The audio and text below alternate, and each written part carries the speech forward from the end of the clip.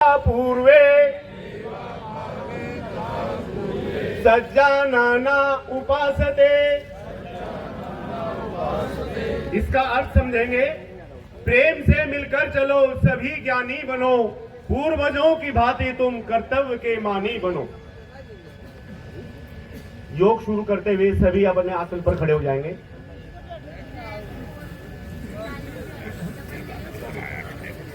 जिस गर्दन मध्य में, गर्दन को दाईं ओर,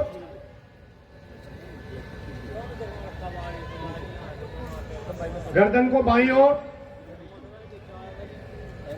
गर्दन मध्य में, गर्दन को घुमाते हुए ठोड़ी दाएं कंधे की ओर,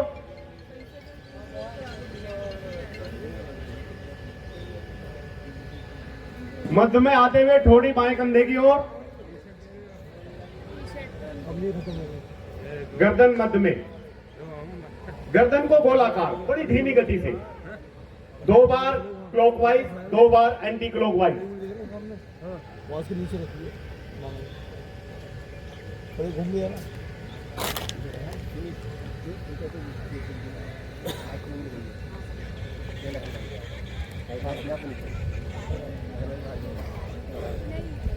शांत, दोनों भुजाएं वापस शरीर के साथ। स्कंद खिंचाव और स्कंद चालन क्रिया।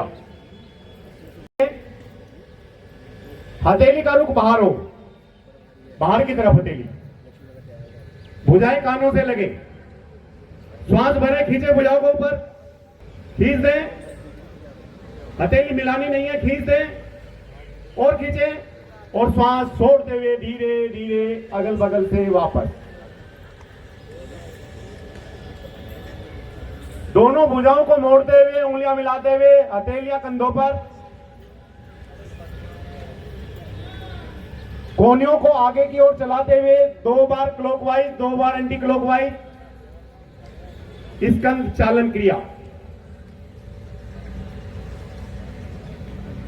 हमारे गर्दन दर्द, सर्वाइकल, कंधों का दर्द, सबके लिए बहुत लाभकारी क्रिया। धीरे धीरे वापस, पुनः श्वास भर, भुजाओं को खींचे, श्वास छोड़ते हुए बाईं ओर,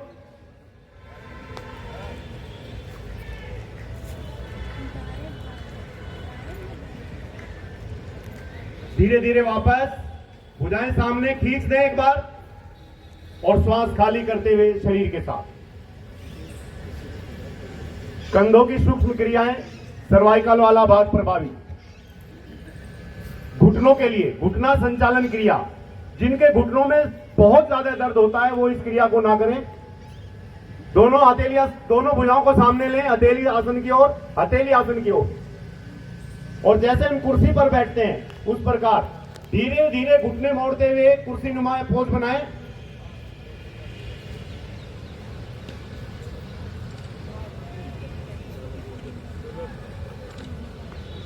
धीरे धीरे वापस, भुजाएं शरीर के साथ। विश्राम, घुटनों के लिए बहुत लाभकारी क्रिया। ताड़ासन, दोनों पैरों में 2 इंच का फासला, दोनों हथेलियां आगे लेकर उंगलियां आपस में फंसा लें, ग्रिप फंसा लें और हथेलियां पलट लें बाहर की ओर। श्वास भरे, दोनों भुजाएं सामने की ओर लेते हुए आकाश की ओर, पुनः श्वास भर खींचे, पंजों पर आ जाए, एड़ियां उठा दें। शरीर का एक एक जोड़ प्रभावित, 200 जोड़ होते हैं प्रभावित, मांसपेशियां मजबूत और बच्चों के लिए बहुत लाभकारी, कद बढ़ाने में सहायक।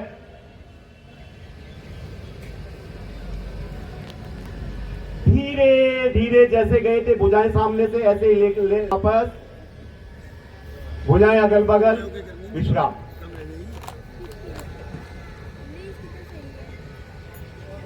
अर्धचक्रासन, दोनों हाथों को मोड़ते हुए कमर पर लें, हथेलियां कमर पर जमा लें, खाली श्वास में गर्दन को पीछे लें, थोड़ी आकाश की ओर, श्वास भरे और धीरे धीरे पीछे की ओर झुके। रीढ़ लचीली होती है, अस्थमा वालों के लिए बहुत लाभकारी। फेफड़ों में खिंचाव आता है, ऑक्सीजन ग्रहण करने की क्षमता बढ़ती है।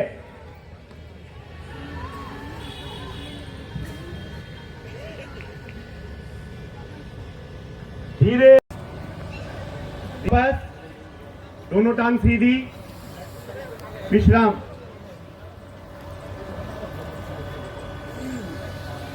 दाईं और हथेली टिकाते हुए वज्रासन में आए।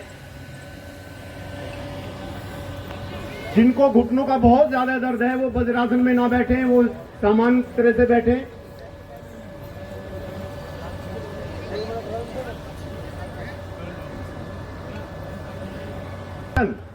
दोनों घुटनों को खोलें थोड़ा।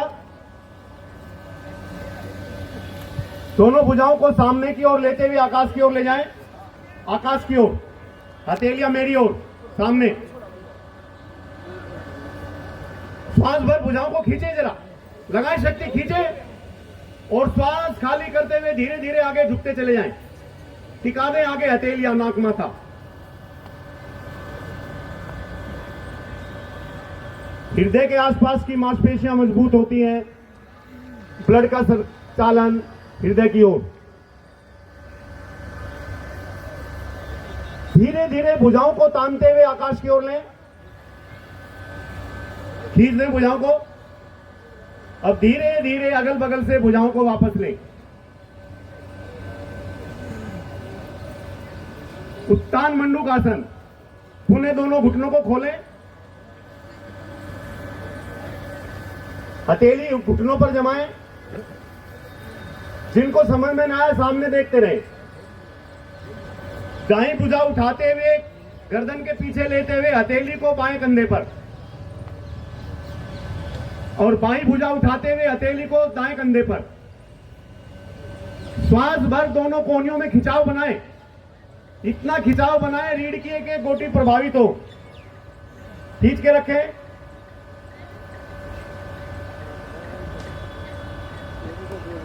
अब धीरे धीरे पहले बाईं भुजा वापस, लेफ्ट, फिर दाईं वापस। दोनों घुटनों को मिलाएं, वज्रासन में विश्राम। उष्ट आसन। दोनों घुटनों पर खड़े हों। जिनके घुटनों में बहुत ज्यादा दर्द है वो इसमें दोनों हथेली कमर पर पीछे, फूलों पर जमा लें।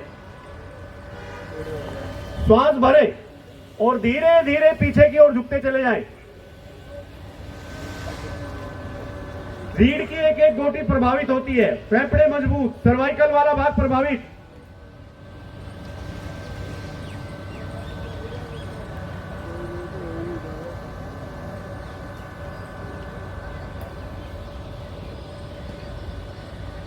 धीरे धीरे सीधे हो। दोनों भुजाएं वापस, दोनों घुटने मिलाएं।